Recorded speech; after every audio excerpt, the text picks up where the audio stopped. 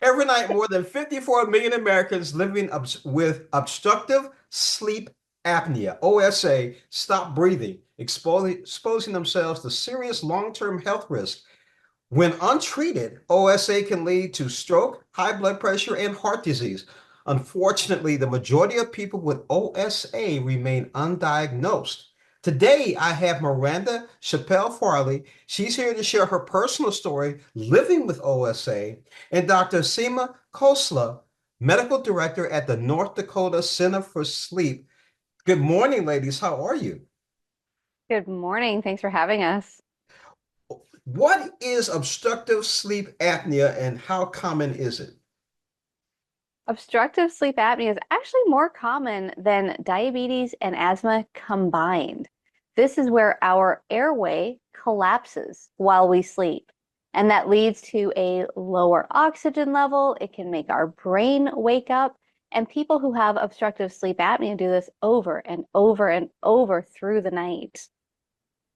So, what does the SHINE survey tell us about OSA's impact to physical and mental health? And how does OSA impact people's careers? We see from the SHINE survey data that obstructive sleep apnea impacts individuals across many domains, including their physical and mental health. We see that about two-thirds of respondents are deeply concerned with long-term health impacts of the disease. And unfortunately, the survey also shows us that about 15% of respondents report a sleepiness-related motor accident just in the last 12 months. We also see mental health impacts of obstructive sleep apnea, with over 50% reporting anxiety and over 60% reporting depression. Naturally, this is going to impact the way that you show up in your job and the way that you're able to be in the workplace. The data from the SHINE survey show us this too, with over 90% of respondents saying that sleep apnea affected their work just within the last week, and just under 50% saying they're having difficulty concentrating and focusing. Tell us why the sleep survey was conducted and what researchers in the sleep community can do with this information. Historically, when we look at the effects of obstructive sleep apnea, we focus on heart disease and stroke and high blood pressure, which are all very important endpoints. But this one really examined the emotional burden that our patients carry that we really haven't paid as much attention to in the past. This is such a crucial bit of information. It allows me to better understand my patient's lived experience. Miranda is here today, very generously sharing her story as a person with obstructive sleep apnea. It's so important to recognize that there isn't just one face of what somebody with obstructive sleep apnea should look like, and that there isn't just one treatment for obstructive sleep apnea. Now, tell us about some of the key findings in the data and how people with sleep apnea say their relationships have been affected. Well, we see from the data that about 50% of respondents say that they're unable to share a bed with their partner because of their sleep apnea. People are also reporting that sleep apnea makes it difficult to just be present and engaged with their loved ones. One piece of data that really hit home with me was that young adults are reporting that they're more likely to feel misunderstood and experience low self-esteem and anxiety as compared to older adults with obstructive sleep apnea. And this may be because young adults are often overlooked because they don't meet the disease stereotype. And this is something that I've experienced as well. So, why is it important that biotech and pharmaceutical companies like Apnimed, if I'm saying that correctly, conduct surveys like this? And what do you hope people will take away from this? And I want to be really clear, neither Miranda or I are Apnimed employees. We are just very stricken, I think, by some of this data that came out. We have had a problem with obstructive sleep apnea in our country for years and years, and we estimate that 80% of it is still undiagnosed. And so it's so important for us to invite other people to look at this problem, especially innovative people and intelligent people, where they can examine this problem through their lens.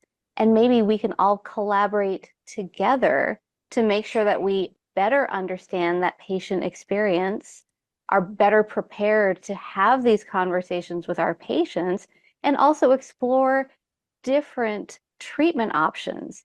We need to remember that not all treatment options are meant for every patient. And it's really important to individualize that journey and that treatment for our patients. And if I may add, these data also really highlight these serious psychosocial burdens and challenges that people with sleep apnea are facing just in their everyday lives. So I personally hope that this can shed some light on those difficulties to help cultivate compassion for people living with sleep apnea and help to drive further support and community for those living with the disease. Speaking of which, where can we go for more info?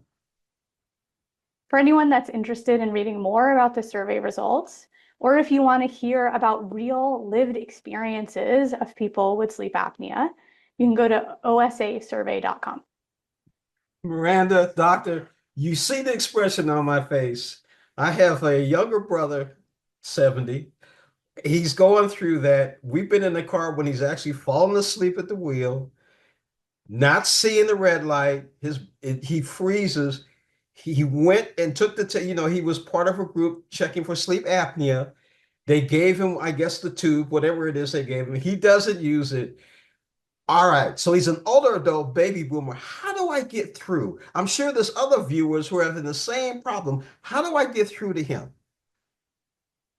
One strategy that I often use is that it is okay. If you don't like the tube that you're describing, I think you're referring to CPAP, that's okay.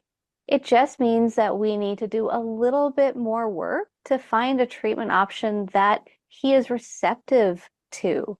I will often go over the results of a sleep study with my patient and say, okay, so your oxygen level went down to 75 and we really want it above 90.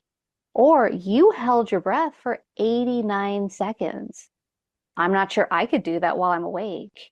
And so it's often these very personalized bits of information that will make somebody recognize that this is actually an important thing to diagnose and to treat. And if you're worried about the machine, please don't be. There are so many treatment options available. Please go talk to your clinician about your problems.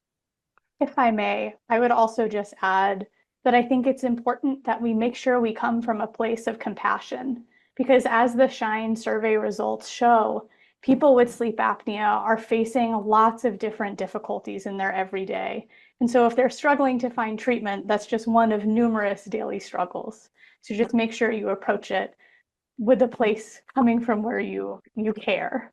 And that is such an important point. I've learned a lot from the patients who are kind enough to share their experience with us. I've learned a lot from Miranda today. And it is important to treat our, fellow humans with compassion. Being sleepy is not the same as being lazy.